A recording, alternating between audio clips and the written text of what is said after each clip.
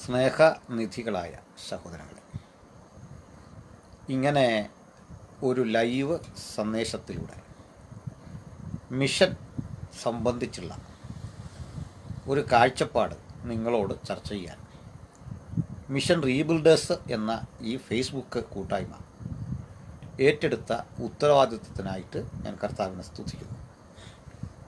നമ്മളിന്ന് വിശകലനം ചെയ്യുന്നത് ദൗത്യ നിർവഹണത്തിൻ്റെ വ്യത്യസ്തമായ ഒരു പേഴ്സ്പെക്റ്റീവ് അല്ലെങ്കിൽ വ്യത്യസ്തമായ ഒരു പരിപ്രേക്ഷ്യം. അതാണ് നമ്മൾ മിഷൻ അഥവാ ദൗത്യം എന്നതുകൊണ്ട് സ്വീകരിച്ചു പോരുന്ന കൺസർവേറ്റീവായ ഒരു ഒപ്പീനിയനുണ്ട്, കൺവെൻഷണലായ ഒരു കാഴ്ചപ്പാടുണ്ട്. ആ കാഴ്ചപ്പാടിൽ നിന്ന് വിഭിന്നമായി യാത്ര ചെയ്യേണ്ട ഒരു കാലഘട്ടം വന്നിരിക്കുന്നു. സുവിശേഷം ഓർ ഗോസ്പൽ ഇത് ആത്മരക്ഷയുടെ ദൂതിൻ്റെ കമ്മ്യൂണിക്കേഷനാണ് എന്ന ഒരു തത്വത്തിനപ്പുറത്ത് മിഷന് ചിലത് ചെയ്യാനുണ്ട്. സുവിശേഷീകരണം എന്ന പദം കൊണ്ട് അർത്ഥമാക്കുന്നതും ആത്മരക്ഷയുടെ കേവലമായ ഒരു പ്രഘോഷണമല്ല. അതാണെങ്കിൽ കേരളം എന്നേ സുവിശേഷീകരിക്കപ്പെട്ടു കഴിഞ്ഞു. ഒരു നാട്ടിലെ മുഴുവൻ ആളുകളും സുവിശേഷ പ്രസംഗം കേൾക്കുന്നതോ ട്രാക്റ്റ് വാങ്ങുന്നതോ വായിക്കുന്നതോ എല്ലാ വീടുകളിലും ഓരോ ബൈബിൾ എത്തുന്നതോ സുവിശേഷീകരണം അല്ല. പിന്നെ എന്താണ് സുവിശേഷീകരണം അഥവാ മിഷൻ സംബന്ധിച്ച് നമ്മുടെ മുമ്പിലേക്ക് ഓടി വരുന്ന ചില യുഗപുരുഷന്മാരുണ്ട്. അവരെല്ലാം അതിന് അർഹരാണ്. എനിക്ക് തോന്നുന്നു ഈ പരമ്പരയിൽ അവരെക്കുറിച്ചൊക്കെ ഉള്ള ചർച്ചകൾ വന്നിട്ടുണ്ട്. വളരെ ശക്തമായ റിസ്ക് എടുത്ത് ഇനിഷ്യേറ്റീവ് എടുത്ത് സുവിശേഷം അറിയിക്കാൻ നമുക്ക് മുന്നമേ തൽപരരായവരുടെ ആ കോൺട്രിബ്യൂഷൻ, അവരെന്ത് കോൺട്രിബ്യൂട്ട് ചെയ്തു അതിൻ്റെ ഗുണഫലങ്ങൾ അനുഭവിക്കുന്നവരാണ് നമ്മൾ. ആ അർത്ഥത്തിൽ അത് ആദരണീയമായ ഒരു യാഥാർത്ഥ്യമാണ്. ഞാൻ വിഭിന്നമായ ചിലതാണ് പറയാൻ ആഗ്രഹിക്കുന്നത്. എന്താണത്?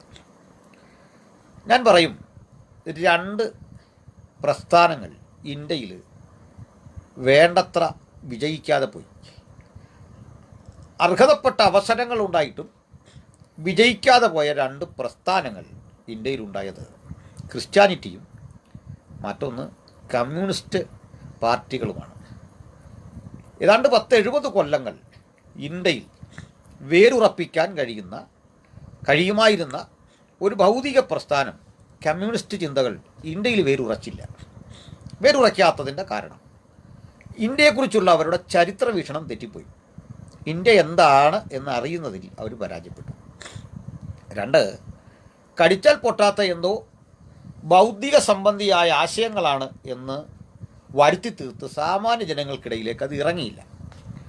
3, 90-കൾക്ക് ശേഷമുണ്ടായ ആഗോളവൽക്കരണ ഉദാരവൽക്കരണ പ്രക്രിയയിലൂടെ ലോകം അതിവേഗം മുമ്പോട്ട് പോകുന്ന ഒന്നിനെ കാണാൻ കമ്മ്യൂണിസ്റ്റ് ചിന്താഗതിക്കാരുടെ കണ്ണുകൾക്ക് ജ്വലനം പോരാതെ വന്നു. എന്ന് പറഞ്ഞാൽ ഇന്ന് ഞാൻ കേവലം 8-10 ഇന്ത്യൻ റുപ്പി മുടക്കി 1 GB ചാർജ് ചെയ്യാം. അതിലൂടെ ഞാൻ ഇന്ന് നിങ്ങളോട് സംവാദിക്കുന്ന ഈ കാഴ്ച, അല്ലെങ്കിൽ 10-50 ഉറുപ്പിക കൊണ്ട് ആയിരക്കണക്കിനായ ആളുകളോട് സംവാദിക്കുന്ന ഈ സംവിധാനം നമ്മുടെ പക്കലെത്തുന്നത് ആഗോള ഉദാരവൽക്കരണത്തിൻ്റെ ഗുണഫലമായിട്ടാണ്. ഇത്തരമൊരു ലോകമൊന്നും കമ്മ്യൂണിസ്റ്റുകൾ കണ്ടില്ല. അവർ കാണാതിരുന്നു എന്ന് കരുതി ആ ലോകം വരാതിരുന്നില്ല. ഇനി നമുക്ക് ഇതിൽ നിന്ന് പാഠം ഉൾക്കൊള്ളാനാണ് ഞാനിത് പറഞ്ഞത്. രണ്ടാമത്, ഒരു BJP ഇല്ലാതിരുന്ന, സംഘപരിവാരങ്ങൾ ശക്തമല്ലാതിരുന്ന ഒരു കാലഘട്ടം, BJP ഒന്നും അധികാരത്തിലില്ലാതിരുന്ന കാലഘട്ടം, ജനസംഘമായി പ്രവർത്തിച്ച് ക്രമേണ 2 സീറ്റ് മാത്രം ആർജിച്ച് നമ്മുടെ കൺമുമ്പിലൂടെ അത് വളരുന്ന ഒരു പ്രസ്ഥാനമായി മാറി. ഇന്ന് ഇന്ത്യ ഭരിക്കുന്നു ഒറ്റയ്ക്കൊരു പാർട്ടി. ഈ സ്ഥിതിക്ക് മുമ്പ് നമുക്ക് വളരെ നല്ല അവസരങ്ങൾ കിട്ടിയുടെ യൂട്ടിലൈസ് ചെയ്തില്ല. എന്തുകൊണ്ട്? എന്താണ് പറ്റിയത്? അതുവഴി പോകാം. അതിൻ്റെ പ്രധാന കാരണം, നമ്മൾ ഈ മിഷൻ അഥവാ ദൗത്യം എന്ന ഒരു പദം തെറ്റിദ്ധരിപ്പിച്ചാണ് ഇവിടെ പ്രചരിപ്പിച്ചത്. ഇപ്പോഴും ആളുകൾ ധരിക്കുന്നത് മതപ്രചരണ താല്പര്യത്തോടെ നമ്മൾ പ്രവർത്തിക്കുന്നു എന്നാണ്. സ്വാഭാവികം ആളുകൾ അങ്ങനെ ധരിക്കുന്നത്. ഞാൻ ഡോക്ടർ എൻ ഗോപാലകൃഷ്ണന് കൊടുത്ത പല മറുപടികളിലും അദ്ദേഹം തെറ്റിദ്ധരിച്ചാണ് നമ്മുടെ ജനത്തെ കാണുന്നത്. അപ്പോൾ എന്താണ് നമ്മെക്കുറിച്ച് തെറ്റായി ധാരണ വരാൻ കാരണം എന്ന് ഞാൻ ആദ്യം പറയാം.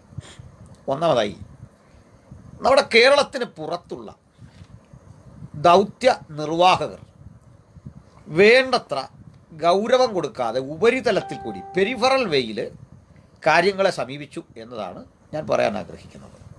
അതൊന്ന് വ്യക്തമാക്കാൻ തന്നെ ഉണ്ട്. ഇപ്പോൾ നമുക്ക് കേരളത്തിൽ എന്തുകൊണ്ട് ക്രിസ്ത്യാനിറ്റി ഇന്ന് കാണുന്ന നിലയിലേക്ക് വളർന്നു? ഇത്തരം ഭൗതികാത്മിക സാഹചര്യങ്ങളിലൂടെ സുശക്തമായൊരു പ്രസ്ഥാനമായി കേരളത്തിൽ ക്രിസ്ത്യാനിറ്റി നിൽക്കുമ്പോൾ ഇതിന് പുറത്ത് നമ്മൾ ഈസായികൾ എന്ന് ആക്ഷേപിക്കപ്പെടുന്ന എന്തോ വില കുറഞ്ഞ, തീരെ അറിവില്ലാത്തവൻ്റെ, കഴിവുകെട്ടവൻ്റെ ഒരു പ്രസ്ഥാനമോ ഒക്കെയായി ജനങ്ങൾ തെറ്റിദ്ധരിച്ചിരിക്കുന്നു. ക്രിസ്ത്യാനി എന്ന് പറഞ്ഞാൽ അസ്പൃശ്യരായ ഏതോ ആളുകളെന്ന് ധരിക്കത്തക്ക വിധം നോർത്ത് ഇന്ത്യയിലെ സമൂഹം പ്രചരിപ്പിച്ച് അവരുടെ ഉള്ളിൽ കൊടുത്തിരിക്കുന്ന ചിത്രമാണ്. ഏറ്റവും ദരിദ്രാവസ്ഥയിൽ പോകുന്ന, ദരിദ്രരായ ആളുകളെ ഇരുത്തി ചൂഷണം ചെയ്യുന്ന ആളുകളായിട്ടാണ് നമ്മളെ കാണുന്നത്. ഇതാണൊരു സത്യം. നമുക്കിതിൻ്റെ വശങ്ങൾ, ശരിതെറ്റുകൾ ഒന്ന് പരിശോധിച്ച് പോകാം. അതിനു മുമ്പ് ഞാനൊരു നല്ല മാതൃക പറഞ്ഞുകൊണ്ട് ആരംഭിക്കാം.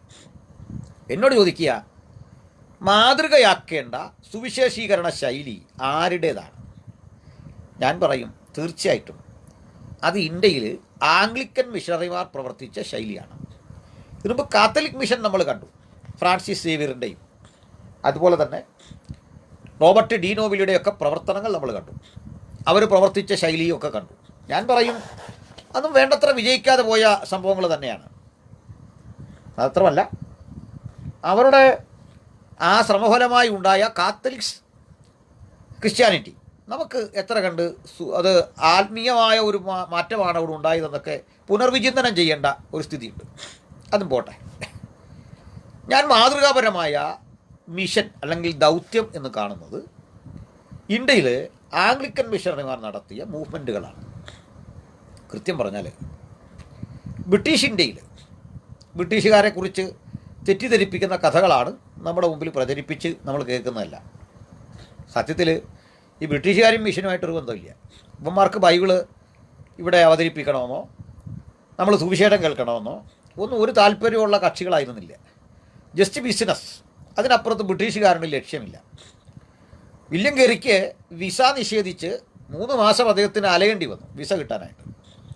വിസ കിട്ടിയ വില്യം കെറി കൽക്കട്ടയിലെ ഫോർട്ട് വില്യം കോളേജിൽ വരുമ്പോൾ അവിടെ ഒന്ന് പ്രസംഗിക്കാൻ അവസരം കിട്ടാതെ കാത്തു കെട്ടി നിൽക്കേണ്ടി വന്നു.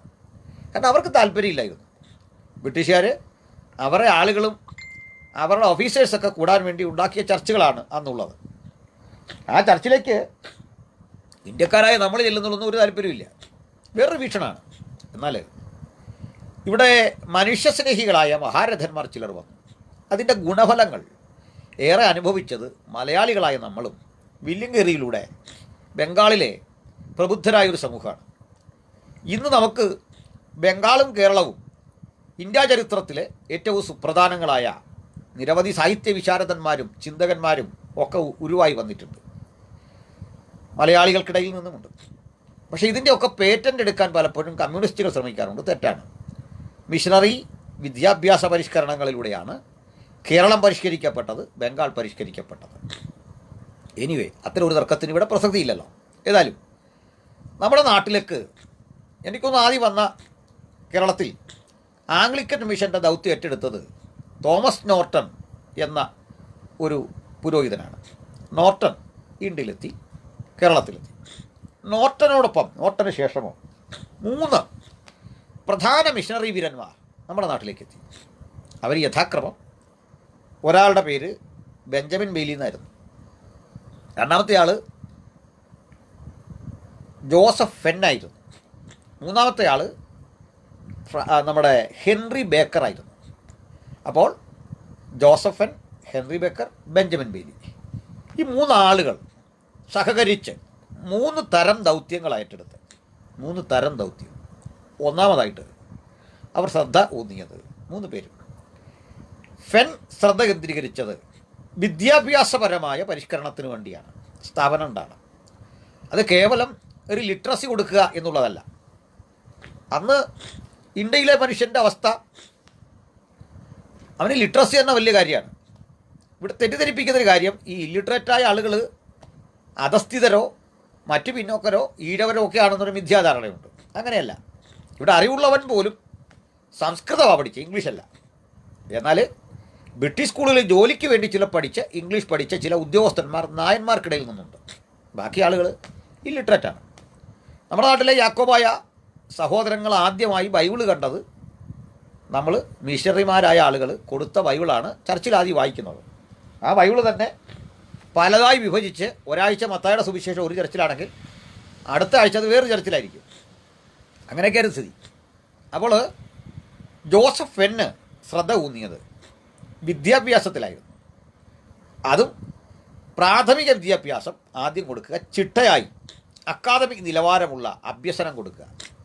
വാസ്തവത്തിൽ ഈ കെമിസ്ട്രി എന്ന ശാസ്ത്രശാഖ ഇന്ത്യക്കാരൻ കേട്ടു തുടങ്ങിയത് കോട്ടയത്ത് CMS കോളേജിൽ ഇത് വന്ന ശേഷമാണ് എന്ന് പറഞ്ഞാൽ ചിലർക്ക് ചിരി വരും. അതെന്താണെന്നുള്ള മാത്രമല്ല, അനുബന്ധ ഉപകരണങ്ങൾ, ലാബിലേക്ക് വേണ്ട ഉപകരണങ്ങളൊക്കെ കൊണ്ടുവന്നു. ഇത് കാണാൻ വേണ്ടി മാർത്താണ്ഡവർമ്മ എന്തോ വലിയൊരു സംഭവം ഇവിടെ നടക്കുന്നത് കരുതി ലാബിലെ ഉപകരണങ്ങളൊക്കെ കാണാനും അതിൻ്റെ പ്രവർത്തന രീതികൾ മനസ്സിലാക്കാനും മാർത്താണ്ഡവർമ്മ വന്നു നമ്മുടെ നാട്ടിൽ. അതാണ് മറ്റൊരു സത്യം. ഈ കോട്ടയത്ത് വന്നു. അപ്പോൾ ഞാൻ പറഞ്ഞത് ഇങ്ങനെ, ചെറിയ അലർജി ഉണ്ട്, ക്ഷമിക്കണം. ഇങ്ങനെ ജോസഫ് ഫെൻ കൊടുത്ത ഇമ്പോർട്ടൻസ് വിദ്യാഭ്യാസപരമായ ഡെവലപ്മെൻറ്റിനായിരുന്നു. അത് കേവലം ലിറ്ററസി ഉണ്ടാക്കുക എന്നതിനപ്പുറത്ത് ഒരാൾക്ക് കാലത്തോട് കാലോചിതമായി പോകാൻ വേണ്ട കരുത്ത്, എഡ്യൂക്കേഷൻ അതിലൂടെ കൊടുക്കുക. ജോസഫ് ഫെൻ അതിന് ശ്രമിച്ചപ്പോൾ ബെയ്ലി ശ്രദ്ധിച്ചത് മറ്റൊരു പരിശ്രമത്തിനാണ്. ഇന്ത്യക്കാരന്, മലയാളിക്ക് നമ്മുടെ ഭാഷയിലൊരു ബൈബിൾ ഉണ്ടാകുക, നമ്മുടെ ഭാഷയിൽ ആ ബൈബിളിൻ്റെ വിവർത്തനം ഉണ്ടാകുക മാത്രമല്ല, അദ്ദേഹം ശ്രദ്ധിച്ചത് മറ്റൊരു കാര്യമാണ്. ഇത് കുറ്റമറ്റൊരു പരിഭാഷയാകണം. ആ പരിഭാഷയ്ക്ക് വേണ്ടിയിട്ട് അദ്ദേഹം ഒത്തിരി ശ്രമിച്ചു. അദ്ദേഹം അതിന് വേണ്ടിയിട്ട് പാമ്പാടിയിലും അതുപോലെ കഞ്ഞിക്കുടിയിലും പരിസര പ്രദേശങ്ങളിലുമൊക്കെ ഉള്ള കൊല്ലപ്പണി ചെയ്യുന്ന ഇരുമ്പ് പണിക്കാരുടെ വീടുകളിൽ ചെന്ന് അവരെ കണ്ട് പകലും രാത്രിയുമൊക്കെ ഇരുന്ന് അച്ച് വാർത്തുണ്ടാക്കി അക്ഷരങ്ങൾ ഉണ്ടാക്കി, കമ്പോസ് ചെയ്യുന്ന പഴയ അക്ഷരങ്ങൾ ഇതുണ്ടാക്കി. എന്നിട്ട് ഈ ലിപികളെ, ചതുര വടിവുള്ള അക്ഷരങ്ങളെ ഉരുട്ടിയെടുത്തു, വട്ടെഴുത്ത് എന്നതിന് പറയുക. അത് ബെയ്ലിയുടെ സംഭാവനയാണ്. ഇന്ന് കാണുന്ന മലയാളത്തിൻ്റെ ഈ എഴുത്ത് ശൈലി ചതുര വടിവായിരുന്നു. അപ്പം ബെയ്ലി ഉന്നത വിദ്യാഭ്യാസ രംഗത്ത് വിശേഷിച്ച് ഇന്നത്തെ CMS കോളേജിൻ്റെ പ്രിൻസിപ്പളായിട്ട്, മേലധികാരിയായിട്ട് ജോസഫ് ഫെൻ ഇരിക്കുമ്പോൾ ബെഞ്ചമിൻ ബെയ്ലി ചെയ്യുന്നത് എന്താണ്? അദ്ദേഹം ശ്രദ്ധിച്ചത് പ്രധാനമായിട്ടും ബൈബിളിൻ്റെ പരിഭാഷയ്ക്ക് വേണ്ടി അത്തരം മേഖലകളിൽ അദ്ദേഹം ശ്രദ്ധിച്ചു. ഇനി ഇതിനു മുമ്പ് ക്ലോഡിയസ് ബുക്കാനനുണ്ട്. ഫോർട്ട് വില്യംസ് കോളേജിൽ നിന്ന് നമ്മുടെ നാട്ടിലെത്തിയ ക്ലോഡിയസ് ബുക്കാനനാണ് ആദ്യമായി ഒരു ബൈബിൾ തർജ്ജമയ്ക്ക് വേണ്ടി കായംകുളം ഫിലിപ്പോസ് റമ്പാച്ചനുമായി സംസാരിക്കുന്നത്. തിമ്മാപ്പിള്ള എന്നു പേരായിട്ടുള്ള ഒരു മാന്യദേഹവുമായി സഹകരിച്ച് മലയാള ബൈബിളിൻ്റെ ആദ്യത്തെ പരിശ്രമം അവിടെയാണ് നടക്കുന്നത്. പക്ഷെ അത് വേണ്ടത്ര വിജയിച്ചൊന്നുമില്ല. എനിവേ, ഏതായാലും ബെയ്ലിയുടെ ശ്രമം വിജയിച്ചു. ഇവിടെ തന്നെ രൂപപ്പെടുത്തിയ സ്വന്തം പ്രസ്സിൽ ബൈബിൾ പ്രിൻ്റ് ചെയ്യാൻ തുടങ്ങി.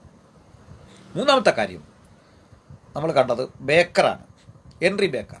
കോട്ടയത്ത് ബേക്കർ ജംഗ്ഷൻ എന്നുണ്ട്. ആളുകൾ ധരിച്ചിരിക്കുന്ന ബേക്കറിയായിട്ട് ബന്ധപ്പെട്ട എന്തോ സംഭവമാണെന്നാണ്. ബേക്കർ ജംഗ്ഷൻ എന്താണ്? ആരാണ് ബേക്കർ? ഹെൻറി ബേക്കറാണ്. ഈ ഹെൻറി ബേക്കർ ശ്രദ്ധിച്ചത് ജനങ്ങൾക്കിടയിലേക്ക് ചെന്ന് അവരിലെ അന്ധവിശ്വാസങ്ങളെ ദൂരീകരിച്ച് അവരെ സംസ്കരിച്ച് അവരെ ജീവിതത്തിലേക്ക് തിരിച്ചു കൊണ്ടുവരിക. അപ്പോൾ മിഷനറി പ്രവർത്തനം 3 തരത്തിലാണ് അന്നത്തെ ആംഗ്ലിക്കൻ ചർച്ച ചെയ്തത്. ഒരിടത്ത് ശ്രദ്ധിച്ചത് ഉന്നത വിദ്യാഭ്യാസം കൊടുക്കുക, മറ്റൊരു ഭാഗം ശ്രദ്ധിച്ചത് ബൈബിൾ തിരുവെഴുത്തിലൂടെ ആളുകളുടെ ശ്രദ്ധ കേന്ദ്രീകരിച്ച് വചനധ്യാനത്തിന് അവസരമുണ്ടാക്കി സ്പിരിച്വലൈസ് ചെയ്യുക. മറ്റേ ആൾ ശ്രദ്ധിച്ചത് വീട് വീടാന്തരം കടന്നുപോയി ആളുകളെ കണ്ട് അവർക്ക് ശരീരശുദ്ധി, അവർക്ക് സാംസ്കാരിക അവബോധം, അവർക്ക് ജീവിതത്തിൻ്റെ സമഗ്രതയിൽ വേണ്ടതൊക്കെ നൽകിക്കൊടുത്തുകൊണ്ടൊരു കൂട്ടായ പ്രവർത്തനം. അതിനിടയിൽ നമ്മൾ കണ്ടത് വിപ്ലവാത്മകമായ മാറ്റങ്ങൾ കേരളത്തിൽ സംഭവിക്കുന്ന കാഴ്ചയാണ്. വലിയ മാറ്റങ്ങൾ. ആ മാറ്റങ്ങളുടെ ഒരു ഭാഗം പറഞ്ഞാൽ, നമ്മുടെ നാട്ടിലേക്ക് ഈ മിഷണറിമാർ വരുമ്പോൾ ഇവിടെ ഉള്ള ചർച്ച്, അന്ന് ഈ യാക്കോബായ പിരിഞ്ഞിട്ടൊന്നുമില്ല. അന്നുള്ളത് യാക്കോബായയുടെയും ഓർത്തഡോക്സ് ഒരുമിച്ച് നിൽക്കുന്ന ഒരു ഗ്രൂപ്പാണ്. നമ്മുടെ മർത്തോമാ സഭ പോലും ഇല്ല ആ കാലത്താണ്. അപ്പോൾ ഇവിടെ വരുന്ന മിഷണറിമാർ ഇവിടെ കണ്ട കാഴ്ച ഏതാണ്ട് മാനിക്കയനിസത്തിൻ്റെ സ്വാധീനമുള്ളൊരു ക്രിസ്ത്യാനിറ്റിയാണ്. വാസ്തവത്തിൽ അതാണ്. ഞാൻ പറയും, ഇവിടുത്തെ ഓർത്തഡോക്സുകാരും യാക്കോബക്കാരും ഒക്കെ അടങ്ങുന്ന മുൻ ക്രിസ്ത്യാനികൾ മാനിക്കയനിസത്തെ ഫോളോ ചെയ്തവരാണ്. മാനിക്കയനിസത്തെക്കുറിച്ച് നിങ്ങൾക്കറിയാമല്ലോ.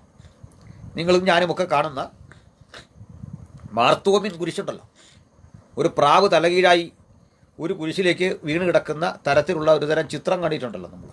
മാർത്തോമ്യൻ കുരിശെന്നാണ് അവർ പറയുന്നത്. പക്ഷേ അത് മാനിക്കയൻ കുരിശാണ്. ആരാണ് മാനി നമുക്കറിയാം. 3-ാം നൂറ്റാണ്ടിൽ പേർഷ്യയിൽ ജീവിച്ചിരുന്ന താനാണ് യേശു പ്രവചിച്ച പരാക്ലിറ്റോസ്, പരിശുദ്ധാത്മാവ് താനാണ് എന്ന് അവകാശപ്പെട്ട മാനി.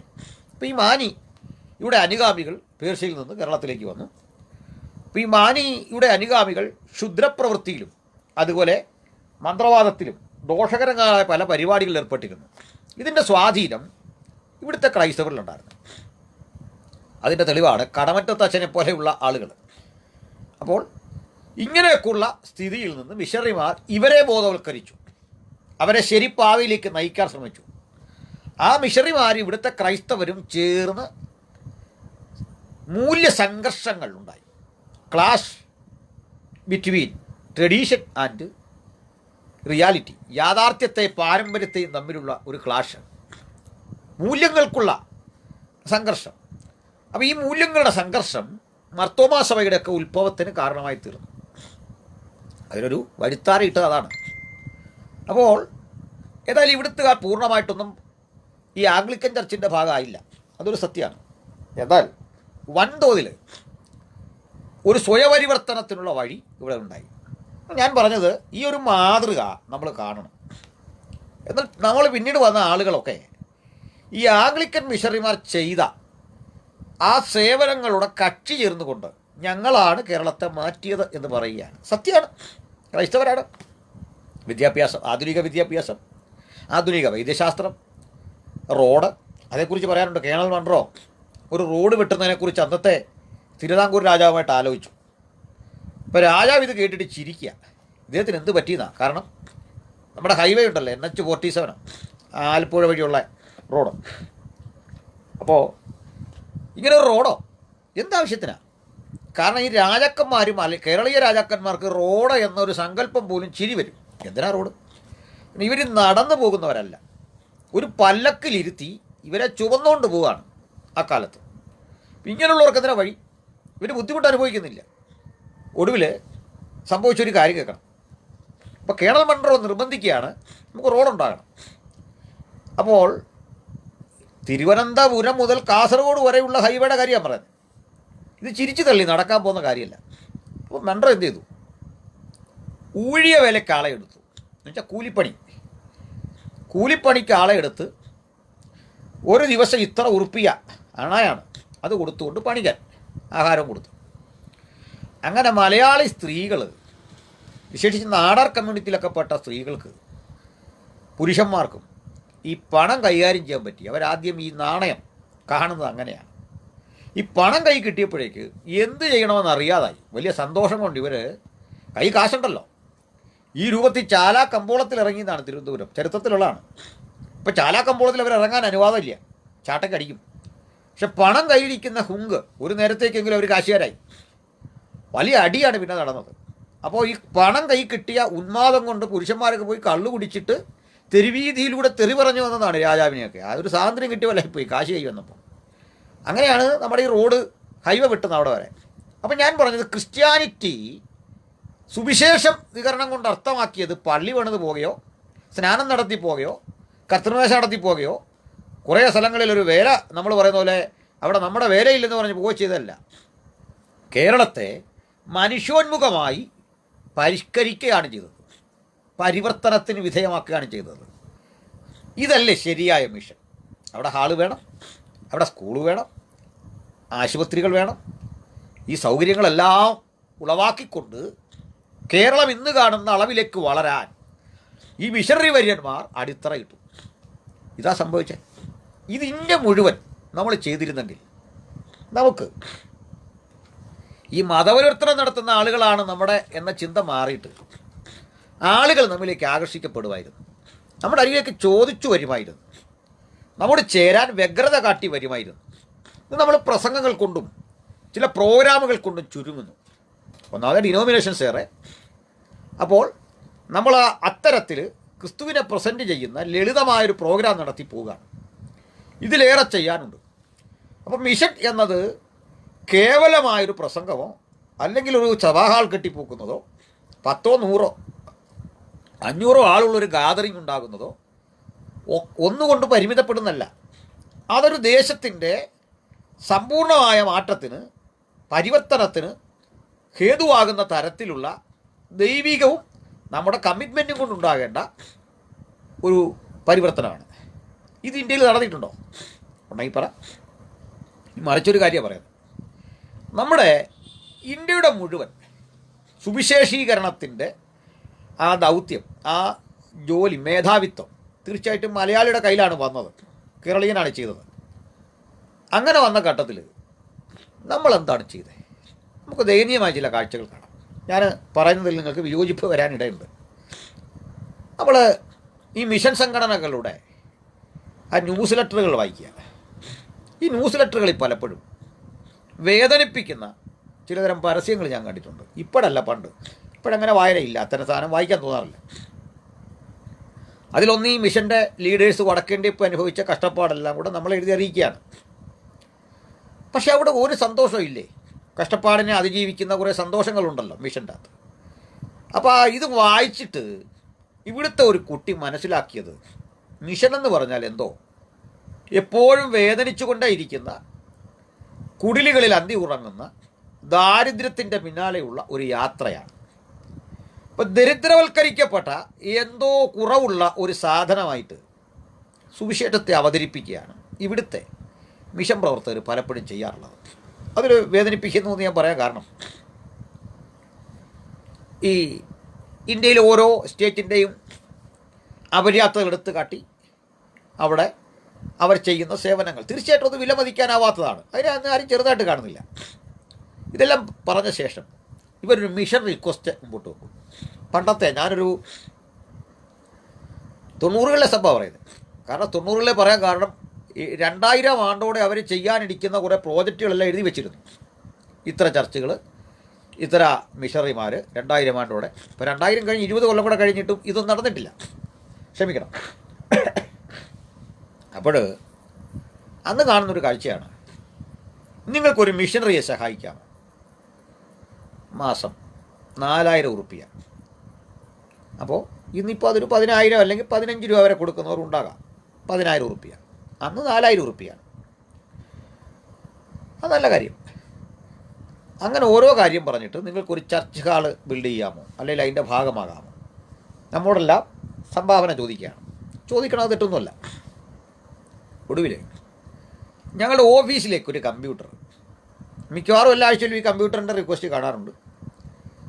ഓഫീസിലേക്ക് സ്റ്റാഫിനുള്ള ശമ്പളം, അവിടുത്തെ അക്കൗണ്ടൻറ്റിനുള്ള ശമ്പളം. അപ്പോൾ ഈ അക്കൗണ്ടൻറ്റ് വാങ്ങുന്ന ശമ്പളം അപ്പുറത്ത് എഴുതിയിട്ടുണ്ട്. മിഷണറിക്ക് 4000 കൊടുക്കുമ്പോൾ അക്കൗണ്ടൻറ്റിന് 10,000 രൂപ കൊടുക്കണം. അന്ന് ഇന്നത് 10 35 രൂപ കൊടുക്കണം. അതിൽ കൂടിയ തുകയൊന്നും അല്ല ഇപ്പം. അപ്പോൾ ഓഫീസ് വീറേഴ്സും ഈ പേനയുന്തികളായി ഓഫീസിലിരിക്കുന്നവൻ്റെ വില പോലും സുവിശേഷം അറിയിക്കാൻ ഫീൽഡിൽ പോകുന്നവന് ആ പരിഗണന കൊടുക്കാത്ത ഒരു മിഷൻ കൺസെപ്റ്റ് ഇവിടെ ഉണ്ടാക്കി. ഈ മനുഷ്യന് ഈ 4000 ഉറുപ്പിക കൊണ്ട് മക്കളെ പുലർത്തണം. വിശേഷിച്ച് ചെറുപ്പക്കാരായിരിക്കും പോകുന്നത്. അപ്പോൾ 1-2 കുട്ടികൾ കാണും, അല്ലെ ഭാര്യ പ്രഗ്നൻ്റ് ആവും. അവിടെ ദുരിതം പിടിച്ച ഇടത്ത് അവൻ ചെന്ന് കഷ്ടത അനുഭവിക്കാൻ നിയോഗിക്കപ്പെട്ട എന്തോ ഒരു ജന്മമാണിത് എന്ന് ബോധം വരുത്തിക്കൊണ്ടിടുക. പ്രിയരെ, കഷ്ടത വരട്ടെ, പക്ഷെ കഷ്ടത ഉണ്ടാക്കി കൊടുക്കണോ? പ്രിയരെ, കഷ്ടപ്പാടും വേദനകളും വരട്ടെ, അത് സൃഷ്ടിച്ചു കൊടുക്കേണ്ട കാര്യമുണ്ടോ? അതെന്താണ് എനിക്ക് മനസ്സിലാകുന്നില്ല. എന്തിനാണ് നിങ്ങൾ 500 മിഷണറിമാരെ വിടുന്നത്? നിങ്ങൾ 50 പേരെ വിടുക.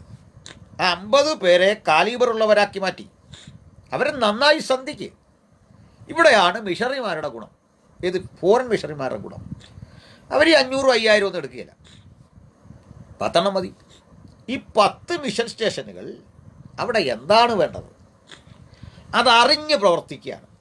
അടുത്തൊരു കാര്യം, നിങ്ങൾ ഇതിനോട് പലപ്പോഴും നമ്മുടെ മലയാളികളായ മിഷൻ ലീഡേഴ്സ് ഉണ്ടാക്കിയിട്ടുള്ള ചർച്ചുകൾ, ആ ചർച്ചിലിരുന്ന് ഇവർ കാപ്പി കുടിക്കുമോ, വേണ്ടത്ര ശരീരമൊന്നും മറയ്ക്കാത്ത പുരുഷന്മാരോടും അല്ലെങ്കിൽ സ്ത്രീകളോടും ഒക്കെ അടുത്തിരുന്ന് ത്യാഗം സഹിച്ച് ചപ്പാത്തി കഴിക്കുന്ന പടമൊക്കെ നമ്മൾ കാണും. കഷ്ടപ്പാട്, അത് സത്യം തന്നെയാണ്. പക്ഷേ അവിടെ ഒരു കാര്യം നമ്മൾ കാണുന്നു, ഈ ആളുകൾക്ക് വേണ്ടി വെച്ചു കൊടുക്കുന്ന ഹാളുകൾ നിങ്ങൾ കണ്ടു കാണും. 4 കാലും കുറേ പുല്ലും മേഞ്ഞ ഒരു ഷെഡാണ്. ഇപ്പോഴത്തെ രീതി കുറേ കട്ട കെട്ടി 2 ഷീറ്റ് എടുത്ത് വെച്ചിട്ടുണ്ട്. പക്ഷേ ഇന്ന് നിങ്ങൾ ആന്ധ്രയിലും അതുപോലെ തന്നെ വടക്കൻ ഭാഗങ്ങളിലുമൊക്കെ ചെല്ലിയ CNIയുടെ പഴയ ചർച്ച ആരുമില്ല കിടക്കുന്നതാണ്. അല്ല, കരിങ്കല്ലിന് കെട്ടിയതാണ്. കാലം എത്ര കഴിഞ്ഞാലും ഇടിഞ്ഞ് താഴെ വീഴാത്ത വിധം സുരക്ഷിതമായി കെട്ടിപ്പൊക്കി വെച്ചിരിക്കുക. നമുക്കിനി ഇനി ഓഫീസിലേക്കല്ല, ഓഫീസ് എയർ കണ്ടീഷൻഡാ, ഓഫീസിൽ എല്ലാ സൗകര്യമുണ്ട്, ആവശ്യത്തിന് വെഹിക്കിൾസ് ഉണ്ട്, അവിടെ നല്ല റൂംസ് ഉണ്ട്, അങ്ങനെ തന്നെ വേണം. പക്ഷേ ഇവരെ ഏറ്റവും പ്രധാനമായി ചിന്തിക്കുന്ന മിഷൻ ആ ഫീൽഡിനെ റെസ്പെക്റ്റ് ചെയ്യുന്നില്ല, ആ ഫീൽഡിന് വേണ്ട പ്രൊവിഷൻ ചെയ്യുന്നില്ല, നല്ല ഹാള് നിർമ്മിക്കുന്ന ഒരു ചിന്ത വരുന്നില്ല. ഇവിടെ പെന്തക്കോസ്ത് സഭകൾക്കും ഒരു അപജയം സംഭവിച്ചത്, സ്ഥലത്തിന് വിലയില്ലാത്ത കാലത്ത് നമ്മൾ മേടിച്ച 5 സെൻറ്റ് സ്ഥലമാണ്. 5 സെൻറ്റ് സ്ഥലം, ഈ 5 സെൻറ്റ് സ്ഥലം സഭഹാളിനാണ് മേടിച്ച്. ഈ സഭഹാളിന് 5 സെൻറ്റ് മേടിച്ച് ലളിത ജീവിതം പഠിപ്പിച്ചിട്ട് ലീഡേഴ്സ് വാങ്ങിയത് 5 ഏക്കർ അവർക്ക് വാങ്ങിയത്. അല്ല, ഒരു ലീഡറും അല്ലാതെ ഒന്നും ചെയ്തിട്ടില്ല. നിങ്ങളെന്താ കണ്ടത്? ഈ മിഷൻ ഫീൽഡിൽ വർക്ക് ചെയ്യുന്ന മിഷനറിയെ സന്ധിക്കാതെ അയാളെ കഷ്ടതയിലൂടെ കടത്തി വിടുന്നതാണ് ശുശ്രൂഷ എന്നൊരു ധാരണ കൊടുത്തു. അതിനപ്പുറത്ത് പണിയുന്ന ഹാളുകൾ ഇതൊരു ഷെഡായിരിക്കണമെന്നെന്തോ ഒരു നിർബന്ധം നമുക്ക് വന്നു. അവിടെയുള്ള ആളുകൾ, കുളിക്കാത്ത കുറേ കുഞ്ഞുങ്ങൾ, അവർക്ക് നിങ്ങൾ ഒത്തിരി സേവനം ചെയ്തിട്ടുണ്ട് ഇവിടുന്ന് പോകുന്നവർ, ഞാൻ അതിനെല്ലാം വിലമതിക്കുന്നു. പക്ഷെ അവരെന്നും അങ്ങനെ കിടന്നാൽ മതിയോ? ഇവിടെ ഒരു കാഴ്ച കാണണം. ഇവിടെ ചില സഹോദരന്മാർ ഞാൻ വായിച്ചൊരു കൃതിയിൽ നിങ്ങളൊക്കെ വായിച്ചിട്ടുണ്ട്. ഈ മുട്ട കൊടുത്തപ്പോൾ ആ മുട്ട കറുത്തിരിക്കുന്നു, കാരണം ഈ തോട് പൊളിച്ച് കൊടുക്കുകയാണ്. തോട് പൊളിച്ച ആളിൻ്റെ കയ്യിലെ ചെളി അത് ഭക്ഷിച്ചിട്ട് ഓക്കാനം വരുന്നു. സ്വാഭാവിക. ഞാൻ ചോദിക്കുക, എന്തിനാ ഇത് ചെയ്തേ? ഇത് ചെയ്യാൻ പറഞ്ഞോ? ഇതായിരുന്നോ മിഷൻ? പിന്നെന്താ? അവരോട് സഹകരിക്കണം. നിങ്ങളുടെ സ്ഥാനത്ത്, ഈ മുട്ട കഴിച്ച് ഛർദ്ദിച്ച ആളിൻ്റെ സ്ഥാനത്ത് ഒരു മിഷനറി വിദേശിയായിരുന്നെങ്കിൽ ചെയ്യുന്നത്. അങ്ങനെ മുട്ട കഴിക്കില്ല. അങ്ങനെ ചോദിക്കുക, ഇതെന്താ? അപ്പോൾ ഇത് മുട്ടയാണ്. സംഭവം കമ്മ്യൂണിക്കേറ്റ് ചെയ്യാൻ പാടാ, പറഞ്ഞ് മനസ്സിലാക്കും. ഓ, ഇതെങ്ങനെ നിങ്ങൾ പാകപ്പെടുന്നതൊക്കെ പഠിക്കണമല്ലോ. ഒടുവിൽ ഇതെല്ലാം ഇവർ ചെയ്യുന്ന രീതി കണ്ടിട്ട് അദ്ദേഹം ഒരു മുട്ട എടുക്കും. ആ പരിസരമെല്ലാം വൃത്തിയാക്കും. ആദ്യം പരിസരമെല്ലാം വൃത്തിയാക്കിയിട്ട് ഈ മുട്ട അദ്ദേഹം വേവിക്കുകയാണ്, പുഴുങ്ങുകയാണ്. കൈ കഴുകി ആദ്യം ശുദ്ധിയാക്കുകയാണ്, സോപ്പൊക്കെ ഇട്ട്. അന്നേരം ശുദ്ധീകരണത്തെക്കുറിച്ചൊരു ക്ലാസ് എടുക്കുക. എന്നിട്ട് ഈ മുട്ട പുറത്തെടുത്ത് വളരെ ഭംഗിയോടെ ആ ഷെല്ലൊക്കെ നീക്കം ചെയ്ത് വൃത്തിയാക്കി എടുത്ത് വെച്ചിട്ട് അതങ്ങോട്ട് കട്ട് ചെയ്തു. അതിലേക്ക് ഉപ്പും വേണ്ട ഇൻഗ്രീഡിയൻസ് എല്ലാം കൂടെ ചേർത്ത് അദ്ദേഹം കട്ട് ചെയ്ത് വെച്ചിട്ട് അദ്ദേഹം കൊടുക്കും ഒരു പീസ്, അവർക്കും കൊടുക്കും. ചോദിക്കും, എങ്ങനെയുണ്ട്, ടേസ്റ്റിയാണോ? അപ്പം ജീവിതത്തിൽ ആദ്യം ഇത്രയും ടേസ്റ്റിയായ ഒന്ന് കഴിച്ച സുഖം കൊണ്ട് അവർക്ക് മനസ്സിലായി ഇതാണ് പ്രിപ്പറേഷൻ, വേ ഓഫ് പ്രിപ്പറേഷൻ. അത് ഇതേ പ്ലേറ്റിൽ നിന്നാണ് കഴിച്ചത്, അതിൽ അറപ്പൊന്നുമില്ല. അതിനുമ്പോൾ അവരോടും പറഞ്ഞ് കൈ കഴുകാൻ പറഞ്ഞു. ഇങ്ങനെ അദ്ദേഹം ഒരു സംസ്കാരം കൂടി പഠിപ്പിക്കുക. അല്ല പുറത്തിറങ്ങി ഛർദ്ദിക്കുന്ന വിധത്തിൽ ഇവനെ ആക്കിയിട്ട് എന്നും അവനങ്ങനെ കിടന്നാൽ മതിയോ? അവൻ മാറണ്ടേ? അവൻ എങ്ങനെയാണ് മാറുന്നത്? അപ്പോൾ ഇതല്ല ജീവിതം. കേരളത്തിൽ വന്ന മിഷണറിമാർ ഇങ്ങനെയല്ല ചെയ്തത്. അവർ നമ്മൾ പറഞ്ഞ് തെറ്റിച്ച ഭാഷ അത് വീണ്ടും പഠിപ്പിക്കുകയല്ല ചെയ്തേ, അവർ ഇംഗ്ലീഷ് പഠിപ്പിക്കുക ചെയ്തേ, മലയാളത്തിൽ ലിപി ഉണ്ടാക്കുക ചെയ്തേ.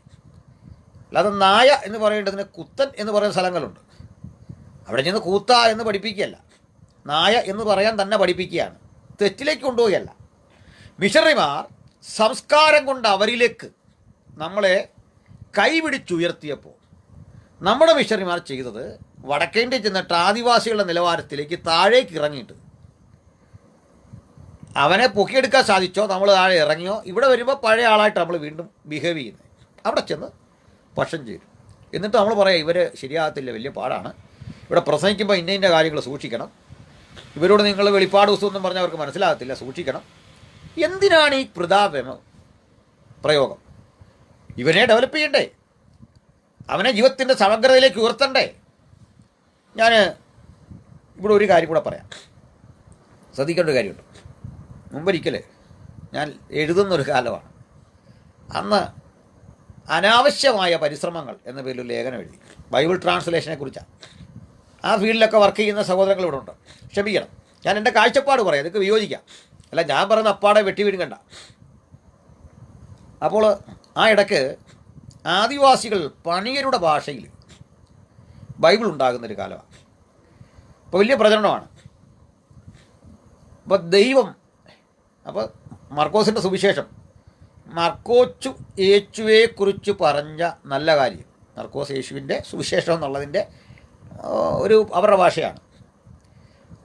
തെയ്യം മഞ്ചയത്തായിനായ കഥ, ദൈവം മനുഷ്യനായ കഥ, ഇതാണ് ആ തലക്കെട്ട്. ഇതിൻ്റെ ഓരോ വാക്യം എഴുതാൻ വേണ്ടി ഉണ്ടായ പരിശ്രമവും കഷ്ടപ്പാടും എല്ലാം അവർ പറഞ്ഞ് നമുക്ക് അത്ഭുതം തോന്നും. അത്രമാത്രം ത്യാഗം സഹിച്ചാണ് ഈ ചെയ്യുന്നത്. ഞാൻ ചോദിച്ചു, ഈ ത്യാഗം എന്തിനാ? ഇല്ലാത്ത ഭാഷയിൽ ലിപി ഉണ്ടാക്കി അവനെ ഇത് പഠിപ്പിക്കുന്നതിനേക്കാൾ നല്ലത് ഡെവലപ്പായൊരു ഭാഷ അവനെ പഠിപ്പിച്ചാൽ പോരെ, വികാസം പ്രാപിച്ചൊരു ഭാഷ അവനെ പഠിപ്പിച്ചാൽ പോരെ. എന്ന് പറഞ്ഞാൽ ആദിവാസിക്ക് പണിയരുടെ ബൈബിൾ കൊടുക്കുന്നതിലും നല്ലത് ആദിവാസിയെ മലയാളം പഠിപ്പിക്കുക. കാരണം ആദിവാസി മലയാളിയായിട്ട് വളരും, അല്ലെങ്കിൽ അവൻ പണിയനായിട്ട് വീണ്ടും നിൽക്കും. അവന് ഐശി സംസ്കാരം ഉണ്ടാകുന്നില്ല. അവൻ ദൈവം എന്നുള്ളതിന് തെയ്യം എന്ന് പറയാൻ ലിപി ഉണ്ടാക്കി കൊടുത്തു നമ്മൾ. അപ്പോൾ ഇതിൻ്റെ പാതി ചിലവേ ഉള്ളൂ മലയാളം പഠിപ്പിക്കാൻ. ഇതിൻ്റെ നാലൊന്ന് കഷ്ടപ്പാടില്ല മലയാളമോ ഇംഗ്ലീഷോ പഠിപ്പിച്ചെടുക്കാൻ. മലയാളം പഠിപ്പിച്ചാൽ അവൻ മലയാളിയായി വളരും, ഇംഗ്ലീഷ് പഠിപ്പിച്ചാൽ ഒരു വിശ്വപൗരനായി അവൻ പതുക്കെ വളരും. ഇത് ഞാൻ പറഞ്ഞിട്ട് വലിയ പ്രശ്നമായി. ഇതിനുശേഷം ഞാൻ അട്ടപ്പാടിയിലൊരു ആദിവാസികൾ സംഘടിപ്പിച്ച യോഗത്തിൽ സംസാരിക്കുകയാണ്, ക്രൈസ്തവ ചിന്തയുടെ മീറ്റിംഗാണ്. അവിടെ എന്തോ പറഞ്ഞു വന്ന വഴിക്ക് ചിലർക്കെന്നും ഈ ട്രൈബൽസ് ഉണ്ടാകണം, മിഷന് വേണ്ടി ട്രൈബൽസ് ഉണ്ടായെങ്കിലേ ഒക്കൂ. 10-30 കൊല്ലം കൊണ്ട് ഈ ട്രൈബൽസിൽ എത്ര ലീഡേഴ്സ് ഉണ്ടായി, അവരിന്ന് എത്ര കൺവെൻഷൻ പ്രസംഗരുണ്ടായി, അവരിന്ന് എത്ര BD ഹോൾഡേഴ്സ് MDH ഹോൾഡേഴ്സ് ഉണ്ടായി. വർഷം എത്രയായി തുടങ്ങിയിട്ട്. ഇവരിൽ ക്രൈസ്തവരായ ആദിവാസികൾക്കിടയിൽ നിന്ന് എത്ര IASകാരുണ്ടായി, മറ്റവരുണ്ടായി. നമ്മൾ കഴിച്ചത് കണ്ടു, IAS കഴിഞ്ഞൊരു പെൺകുട്ടിയെ നമ്മൾ എത്ര പേരെ പ്രൊഡ്യൂസ് ചെയ്തു. ഇത് കുറ്റമായിപ്പോയി. അപ്പോൾ അവിടെ പ്രവർത്തിക്കുന്നവർ പറഞ്ഞ്, സഹോദര ഞങ്ങളിവിടെ വന്ന് ത്യാഗം സഹിച്ച് പ്രവർത്തിച്ച് ഇവരെയൊക്കെ കൂട്ടി.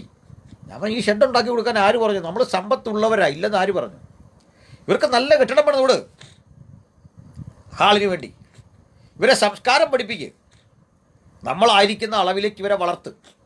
ഇതാണ് ആംഗ്ലിക്കൻ മിഷണറിമാർ ഇവിടെ ചെയ്തത്. അപ്പോൾ ഇന്ന് നമ്മൾ കാണുന്ന കാഴ്ച, വടക്കേന്ത്യൻ ഗ്രാമങ്ങളിലൊക്കെ സഞ്ചരിച്ചാൽ ഇത്തരത്തിൽ സുവിശേഷം അറിയിച്ചു പോയ മണ്ഡലങ്ങളിലെല്ലാം നിന്ന് കാണുന്നത് ശുഷ്കമായ ചില പ്രതികരണങ്ങളാണ്. വേണ്ട റെസ്പോൺസ് ഇല്ല. അതിൻ്റെ കാരണം സ്ഥായീ ഭാവമുള്ള ഒന്നല്ല നമ്മൾ ചെയ്തത്. വരും തലമുറയ്ക്ക് വേണ്ടി അവർ കൂടി നിലനിൽക്കണമെന്ന ബോധ്യത്തിൽ നമ്മളൊന്നും ചെയ്തില്ല, കാര്യമായിട്ട് ചെയ്തില്ല.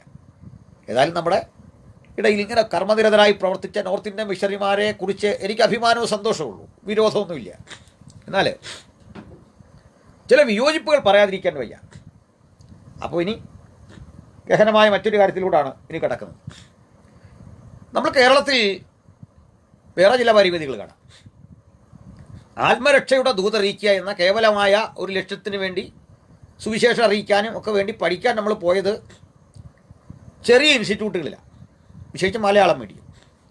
അവിടുന്ന് ഒരു ഡിപ്ലോമയോ സർട്ടിഫിക്കറ്റ് ഇൻ തിയോളജിയോ ഒക്കെ കഴിഞ്ഞിറങ്ങുന്ന ഒരാൾ ഇവിടെ ഒരു പാസൊക്കെയായി മാറുന്ന കാഴ്ച കണ്ട്, അവിടുന്ന് വിഭിന്നമായി മണക്കാല പോലെയോ അല്ലെങ്കിൽ അത്തരത്തിലുള്ള ഇൻസ്റ്റിറ്റ്യൂട്ടുകളിൽ പോയി, ശരാംപൂരോ ATO ഒക്കെ ഉള്ള സ്ഥാപനങ്ങളിൽ പോയി പഠിച്ചു വരുമ്പോൾ ഒരാൾ ഇതുവരെ പഠിച്ചത് തെറ്റാന്നാണ് പഠിക്കേണ്ടത്.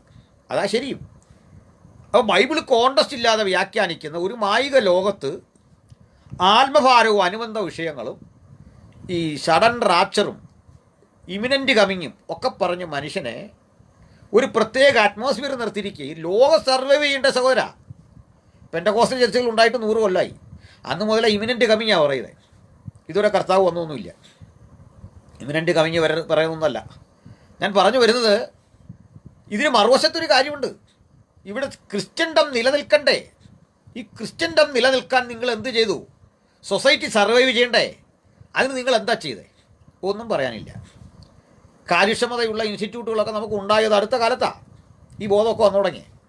അപ്പോഴേക്ക് കാലം ഒത്തിരി മുമ്പോട്ട് പോയി കഴിഞ്ഞു. നമുക്കെത്ര ഹോസ്പിറ്റലുകളുണ്ട്, നമുക്കെത്ര സ്കൂളുകളുണ്ട്.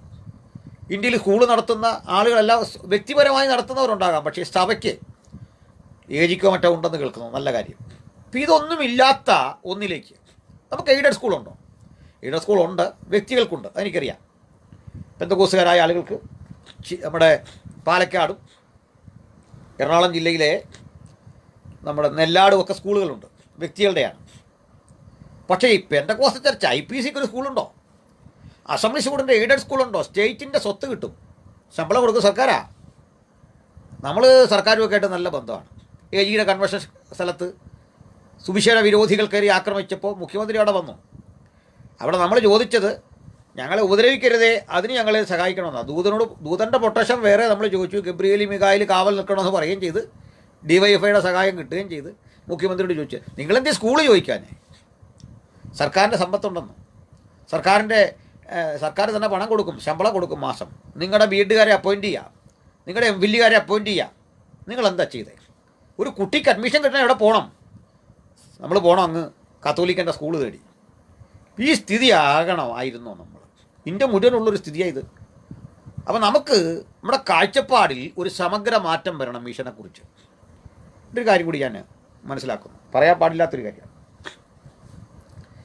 മണക്കാലയിൽ തന്നെ പഠിച്ചു പോയ ഒരു പൂർവ്വ വിദ്യാർത്ഥി, അദ്ദേഹം അനുഭവിച്ചൊരു ദുരിതം പറയാം. അദ്ദേഹം വടക്കേണ്ടി ചെന്നു. വളരെ കഷ്ടപ്പാട് എന്ന് പറഞ്ഞാൽ പറഞ്ഞറിയിക്കാനാവാത്ത കാര്യം. കാരണം ഈ പണം കൊണ്ടൊന്നും അവിടെ ജീവിക്കാൻ വയ്യ. സ്വോത്രകാഴ്ച ആര് കൊടുക്കാനാണ്? വിശ്വാസത്തിൻ്റെ വിലയാണ്. ഇവർ മാസം വാടകയും കൊടുക്കും, വലിയ കഷ്ടപ്പാടിലൂടെ പോവാണ്. മൂത്ത കുഞ്ഞിന് 3 വയസ്സായി. അപ്പോൾ ഈ കുഞ്ഞിന് പാൽ കൊടുക്കാനില്ല, വൈഫ് പ്രഗ്നൻ്റാണ്. വല്ലാത്ത പ്രതിസന്ധിക്കകത്ത് ഈ പശുവിന്, ഒരു ചെറിയ ആടിഞ്ഞോ പശുവിനെ കണ്ട് വളർത്തുന്നുണ്ട്.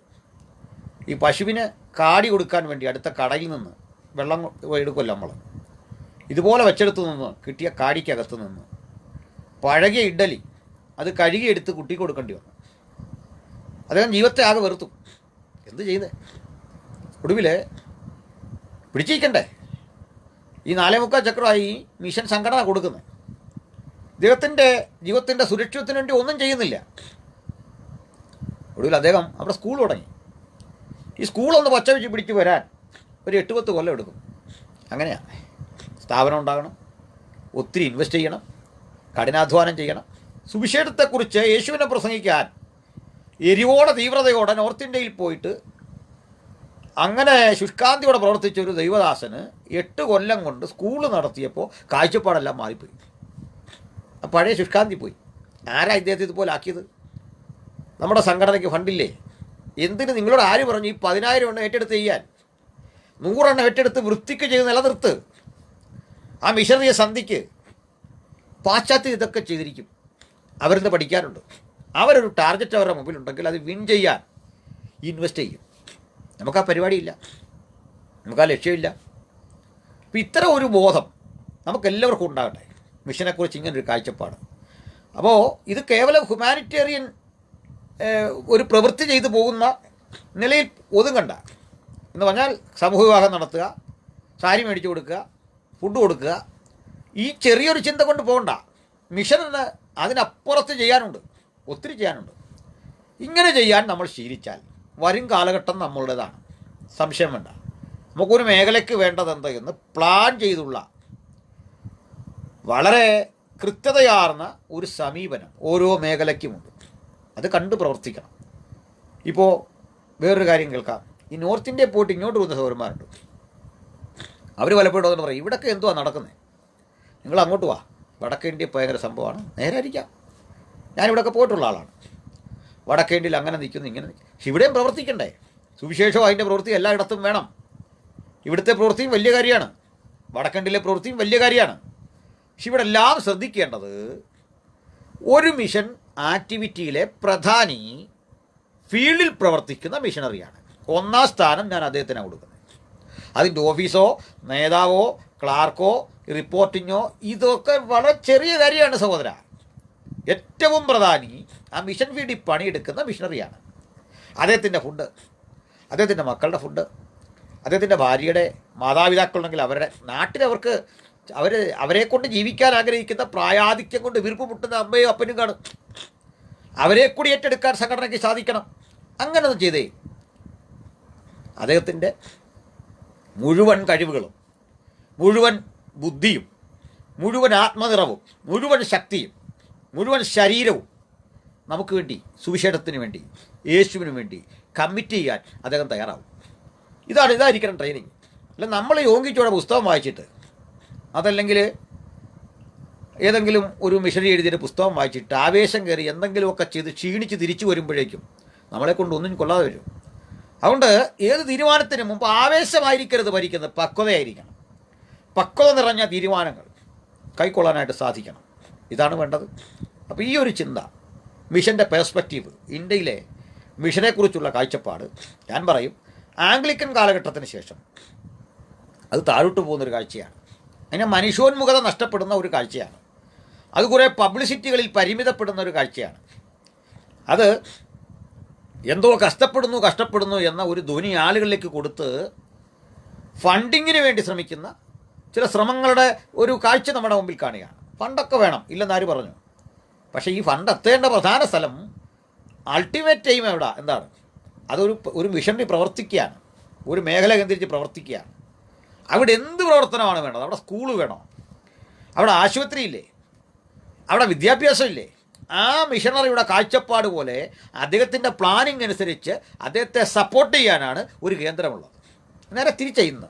കേന്ദ്രത്തിൽ ഇരിക്കുന്ന ഞാൻ ഒരു സ്ട്രക്ചർ കൊടുക്കുകയാണ്, നീ ഇന്ന പോലെ പ്രവർത്തിക്കണം, ഇന്ന പോലെ. നോ, മിഷണറി പറയും അവന് വേണ്ടത് അത് ചെയ്തു കൊടുക്കാനാണ്. നമ്മൾ സത്യസന്ധമായി അത് പരിശോധിച്ച് സ്ക്രൂട്ടിനി നടത്തി അത് അനിവാര്യമെങ്കിൽ പ്രാർത്ഥനാ പുരസ്സരം ചെയ്യാനുള്ള ഒരു സമർപ്പണമാണ് നമുക്കുണ്ടാകേണ്ടത്. ഇതല്ല. നമ്മൾ ഈ 5 ലക്ഷത്തിൻ്റെ കണക്കും പറഞ്ഞിരിക്കുക. 5 ലക്ഷം ഗ്രാമങ്ങളിൽ ഇത് ആര് പോയി എണ്ണിയതാണെന്നും എനിക്കറിയില്ല. 5 ലക്ഷം ഗ്രാമങ്ങൾ നടന്നു പോയി എണ്ണാൻ ഒരു പുരുഷായുധി സാധിക്കുമെന്നൊക്കെ ഉള്ളത് വേറൊരു കാര്യം. എങ്ങനെ എടുത്ത ഡേറ്റയാണെന്ന് നമുക്കറിയില്ല. യേശുവിനെക്കുറിച്ച് ഒരിക്കലും കേൾക്കാത്ത 5 ലക്ഷം ഗ്രാമങ്ങളുണ്ട്. ഇതൊക്കെ എത്ര കണ്ട് വിശ്വസനീയമാണെന്ന് എനിക്കറിയില്ല. 5 ലക്ഷമോ ഉള്ളോ, 5 ലക്ഷം ഉണ്ടോ, ആരെടുത്ത, എവിടുന്ന് കിട്ടിയ കണക്കാണ്, ഈ ഇൻഫർമേഷൻ എവിടുന്ന് കിട്ടി? അപ്പോൾ ഇതൊക്കെ തിരുത്തണം, ഈ കാഴ്ചപ്പാട് തിരുത്തണം. അപ്പം ഞാൻ പറഞ്ഞത് വിമർശനാത്മകമായി തോന്നുന്നെങ്കിൽ തീർച്ചയായിട്ടും നിങ്ങൾ എന്നെ തിരുത്തേണ്ടതുണ്ട്. എൻ്റെ ചിതറിയ ചില ചിന്തകൾ എന്ന് പറഞ്ഞാൽ ഒരു ഉള്ളിലുള്ള കാഴ്ചപ്പാടുകളല്ല ഈ പറഞ്ഞ്. എന്നാൽ ഞാൻ മാതൃകയാക്കാൻ എപ്പോഴും നിങ്ങളോട് പറയുന്നത് നമ്മുടെ നാട്ടിലേക്ക് വന്ന് പ്രവർത്തിച്ച ബെഞ്ചമിൻ ബെയ്ലിയാണ്, ഹെൻറി ബേക്കറെയാണ്, അതുപോലെ ജോസഫ് പീറ്റിനെയാണ്, അതുപോലെ നമ്മുടെ നാട്ടിൽ വന്ന് പ്രവർത്തിച്ച വില്യം ഗെറിയാണ്. നമുക്കിതുപോലെ ഒരു യഥാർത്ഥ ഇന്ത്യൻ മിഷണറി എഴുന്നേൽക്കട്ടെ. എങ്ങനെ പ്രവർത്തിച്ചു? ഇവരെപ്പോലെ പ്രവർത്തിച്ച ഒരു ഇന്ത്യൻ മിഷണറി എഴുന്നേൽക്കട്ടെ. ആ വ്യക്തിക്ക് വരും കാലഘട്ടത്തിൻ്റെ ഇന്ത്യയെ ക്രൈസ്തവമായ ലക്ഷ്യോന്മുഖതയിൽ വാർത്തെടുക്കാൻ അദ്ദേഹത്തിന് സാധിക്കട്ടെ. നമ്മൾ അദ്ദേഹത്തിൻ്റെ പിന്നിൽ, അദ്ദേഹത്തിനൊപ്പം അണിനിരക്കാൻ കഴിയത്തക്ക വിധത്തിൽ നമുക്ക് വായിത്തീരാം. ആ വ്യക്തി നിങ്ങളല്ല ഞാനല്ലെന്ന് ആര് കണ്ടു? അതിന് കൂട്ടുത്തരവാദിത്തത്തിൻ്റെ വർക്കല്ലെന്ന് ആര് കണ്ടു? അപ്പോൾ ഒരു കാര്യം നമുക്ക് മനസ്സിലാകും, നമ്മൾ കേട്ടതും അറിഞ്ഞതുമൊക്കെ ആവേശത്തിൻ്റെ കഥകളാണ്. 2020 ഇന്ത്യ ഒരു ക്രൈസ്തവ രാജ്യമാകുമെന്ന് പ്രവചിച്ച പ്രവചനം എൻ്റെ ഇരിപ്പുണ്ട്. ഒരു സ്ത്രീ പ്രവചിച്ചതാ. സെമിനാരി നിങ്ങണ്ട് കത്തോലിക്കരുടെ കൂടെ ആയിരുന്ന ഒരു അമ്മ ചാടിപ്പോന്നു. അവരിങ്ങനെ പ്രവചിച്ചു. ആ കൂടെ ആളുകൾ കൂടെ നമ്മുടെ ലീഡേഴ്സും എല്ലാം കൂടെ പാടി നടന്നു. 2020 എന്തൊക്കെയായിരുന്നു? 2020 ഒരു പ്രാർത്ഥിക്കുന്ന പ്രധാനമന്ത്രി ഉണ്ടാവും, യോഗ നടത്തുന്ന പ്രധാനമന്ത്രി, ഇപ്പോൾ ഉള്ള പ്രധാനമന്ത്രി ഉണ്ടാവും, അതുപോലെ പാർലമെൻറ്റിൽ മുഴുവൻ പ്രാർത്ഥിച്ച് പാർലമെൻറ്റ് തുടങ്ങുന്ന സ്ഥിതി ഉണ്ടാവും, ദേശീയഗാനം പാടി തീരുന്നുണ്ട്. അത് നമ്മൾ പ്രവചിച്ചാലും ഇല്ലല്ലോ, അങ്ങനെയാണ്. അതുപോലെ പ്രവചിച്ച എന്താണെന്നറിയാം, സെമിനാരി അധ്യാപകർക്ക് സർക്കാർ ശമ്പളം കൊടുക്കും. ഈ പറഞ്ഞപ്പോൾ അതുകൂടെ ഒന്ന് ഓർക്കാം. ക്ഷമിക്കണം, നിങ്ങളിവിടെ പഠിക്കുന്ന മണക്കാലയിലും ഒക്കെ പഠിക്കുന്ന സഹോദരങ്ങളുണ്ട്. തീർച്ചയായിട്ടും തിയോളജിക്കൽ സ്റ്റഡി എക്സ്പെൻസീവാണ്, ചിലവേറിയതാണ്. അതിനുള്ള പരിശ്രമം അതിലും വലുതാണ്. തല്ലിപ്പൊളി ശാപ്പാടും കഴിച്ച്, മണക്കാലായി മാത്രമല്ല അവിടെ നല്ല ഫുഡൊക്കെയാണ്. ഔട്ട് ഓഫ് കേരള ഞങ്ങളൊക്കെ അങ്ങനെ പഠിച്ചവരാണ്. തല്ലിപ്പൊളി ശാപ്പാടും കഴിച്ച് കഷ്ടപ്പെട്ട് വർഷങ്ങൾ തീസീസും മറ്റ് വർക്കുകൾ, ഡിസർട്ട് വർക്കുകളൊക്കെ ഒത്തിരി ചെയ്ത് അങ്ങനെയൊക്കെയാണ് പഠിക്കുന്നത്. ഔട്ട് ഓഫ് കേരളയിൽ പഠിക്കുന്നവരുടെ സ്ഥിതി കുറേ കൂടെ കഷ്ടമാണ്. നമ്മുടെ ഫുഡ് കിട്ടില്ല. ഇപ്പോഴൊക്കെ നല്ല ഫുഡ് എല്ലായിടത്തും കിട്ടിയേക്കാം, പക്ഷേ നമ്മളൊന്നും പണ്ട് പഠിച്ചു വന്ന സ്ഥിതി അതല്ല. അങ്ങനെയൊക്കെ പഠിക്കുക, നല്ല ഫീസ് അടയ്ക്കണം. അപ്പോൾ ആ ഫീസ് കണ്ടെത്താനൊക്കെ തന്നെ പാടാണ്. തീർച്ചയായിട്ടും ഫീസ് കൊടുത്ത് തന്നെ നമ്മൾ പഠിക്കണം. പക്ഷേ നിങ്ങൾ ഇൻവെസ്റ്റ് ചെയ്തൊരു പണമില്ലേ, 5 കൊല്ലം കൊണ്ട് 6 കൊല്ലം കൊണ്ട് നിങ്ങൾ സെമിനാരിൽ പഠിപ്പിക്കാൻ ചെല്ലും. നേരെ തിരിച്ചാ, നല്ല വീക്ഷണമുള്ളവരാണ് പലപ്പോഴും സെമിനാരി നടത്തുന്നത്. കുട്ടികൾക്ക് നല്ല ഫുഡ്, അങ്ങനെയൊക്കെയുള്ള സെമിനാരികൾ കേരളത്തിലുണ്ട്. കുട്ടികൾക്ക് നല്ല ഫുഡ്, നല്ല പരിഗണന, നല്ല അക്കാഡമിക് അന്തരീക്ഷം, നല്ല കരിക്കുലം, നല്ല ലൈബ്രറി. പക്ഷേ ഇവർ പലർക്കും അവിടെ പഠിപ്പിക്കുന്ന അധ്യാപകർക്ക് നല്ല സാലറി കൊടുക്കണമെന്ന് ദർശനം ഇല്ല. അങ്ങനെ ഒരു പ്രശ്നം ഞാൻ കണ്ടിട്ടുണ്ട്. അതെന്താ ആ ദർശനം കിട്ടാത്തതെന്ന് എനിക്കൊന്നും അറിയത്തില്ല. ഇവർക്ക് ഈ ഒരു ദർശനമില്ല. ഇതുപോലെയാണ് മിഷൻ ലീഡേഴ്സിന് പലതും. നല്ല ഓഫീസ് വേണം, നല്ല ഹാള് വേണം, നല്ല സൗകര്യങ്ങൾ വേണം, വാഹനം പുതിയത് വേണം, ഇതൊക്കെ വേണം. പക്ഷെ അവരുടെ മിഷണറിമാരെ വിശപ്പ് കൂടാതെ സന്ധിക്കണമെന്ന ദർശനം ഇവർ പലർക്കും കിട്ടുന്നില്ല. നിങ്ങളെങ്കിലും നാളെ ഒരു മിഷൻ ലീഡറാകുമ്പോൾ നമ്മുടെ സഹോദരങ്ങളെ ഏറ്റവും പ്രധാനി ഇവരാണെന്നറിഞ്ഞ് ട്രീറ്റ് ചെയ്യണം. അവർക്ക് എന്ത് മിഷൻ കൺസെപ്റ്റാണ് അവിടെ ഉള്ളത് അത് ആലോചിച്ച് പരിഗണിച്ച് അവിടെ നിർവഹിക്കാൻ ശ്രമിക്കണം. മറ്റൊന്ന്, നമ്മൾ കഷ്ടതയുടെ കഥ പറഞ്ഞ് അവരിലേക്ക് ഇറങ്ങാതെ അതൊക്കെ മാറ്റുന്നവനെയല്ലേ നമ്മൾ ചെന്ന് പ്രസംഗിക്കുന്നത്. സമൃദ്ധിയുടെ സുവിശേഷമല്ല ഞാൻ പറയുന്നത്. മറിച്ച് ഈ ജനം ഡെവലപ്പ് ചെയ്ത് വരണ്ടേ എന്നിവരിങ്ങനെ കിടന്നാൽ മതിയോ?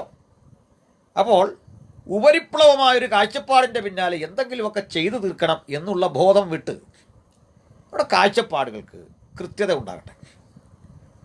അത് കിട്ടാതെ വന്ന് മനസ്സ് ക്ഷീണിച്ച പല സഹോദരങ്ങൾ സ്കൂളുകളിൽ നല്ല നിലയിൽ BD MTH ഒക്കെ കഴിഞ്ഞിട്ട് കോൾ സെൻറ്ററുകളിൽ ജോലിക്ക് പോകുന്ന സ്ഥിതി വരികയാണ്. വിദേശത്തൊക്കെ ചെന്നാൽ നമുക്ക് പലപ്പോഴും സൗരന്മാർ ഇടവഴി വരുമ്പോഴാണ് ഇന്നടത്തൊക്കെ പഠിച്ചതാണ്. ഞാൻ അവരെ കുറ്റം പറയില്ല ഒരിക്കലും. അവിടെ ഒരു സാഹചര്യമാണ് അവരവിടെ കൊണ്ടിട്ടത്. അവരെ അവിടെ എടുത്തെറിഞ്ഞതിൽ, നല്ല ദർശനത്തോടെ പഠിക്കാൻ വന്നവരെ അവിടെ എടുത്തെറിഞ്ഞതിൽ എനിക്കും നിങ്ങൾക്കുമുള്ള പങ്ക് ചെറുതല്ല. ഇത് തിരുത്തണം. ഈ സ്ഥിതിക്ക് മാറ്റം വരണം. മിഷൻ സെമിനാറുകളിൽ ഇതാണ് പ്രധാനമായും ചർച്ച ചെയ്യുന്നത്.